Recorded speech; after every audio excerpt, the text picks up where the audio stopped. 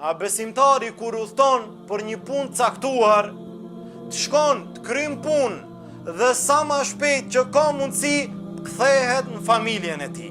A udhton dikush për ta kryer një punë dhe i bëhet mirë atje, dhe e lën bashortën dhe i lën fëmijët dhe pret kohë gjatë, ka prej atyre që mbesin me muaj edhe me vite dhe s'ju intereson, e për fat keq ka dhe prej atyre që martohen atje dhe më nuk i intereson për familjen që e ka këtu. E merr një robresh, e marton një vajzë si robresh dhe e lën te shtëpia, t'i harun babën, t'i harun nanën, t'i pastron shtëpinë, t'i bëhet shërbetore. Ndërsa ai ka dikan tjetër atje dhe rin atje dhe nuk kujdeset fare. Tha pejgamberi sallallahu alaihi wasallam, "Es-safaru qit'atun min al-adhab." Udhtimi është një pjesë e dënimit, nga se ai të pengon prej ushqimit, prej pijes, prej gjumit. Ti kur udhton, disa gjëra që rregullohen. E pastaj tha, nëse besimtari kryen punë, për çka është nis, si ta përfundon, sa ma shpejt le të kthehet në familjen e tij.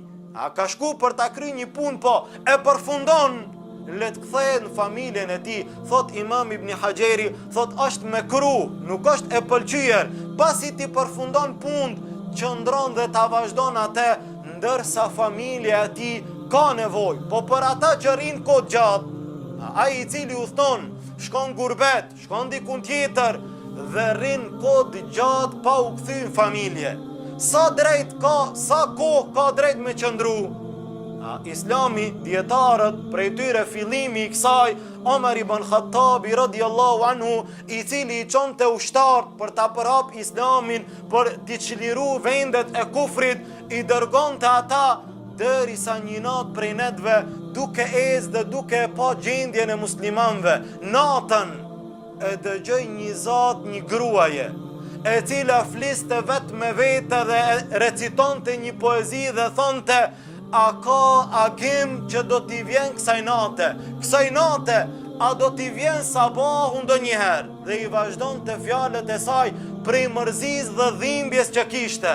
Omar ibn Khattabi kur i dëgjoj këto fjalë, shkoi te Hafsa, te vajza e tij, te gruaja e pejgamberit sallallahu alaihi wasallam dhe tha, oj Hafsa, sa ka mundësi gruaja me qëndru e vetmuar kur burri i saj nuk është aty? Hafsa radiallahu anha tha, deri në 6 muaj. A ka shku në gurbet, ka shku për të kry punë, po, deri në 6 muaj. Ka mundësi, ma shumë se 6 muaj, s'ka drejt. Pre ati rasti Omeri tha, ma shumë se kjo kohë nuk do t'i ndali që të rinë muslimant në vende tjera. Kalojnë 6 muaj, pa tjetër duhet kthehen. Dhe kështu, Islami i cakton një kohë që mos t'i bëhet pa drejtësi bashorteve të cilat qëndrojnë shtëpitë e tyre pa burrat e tyre, përveç nëse bashortja i jep leje. Ka shku për të kry punë, po, don me qëndru një vit, a mi i kry disa punë, mu kthy me ndihmu familjen, dhe bashortja është dakord, atëherë nuk ka problem.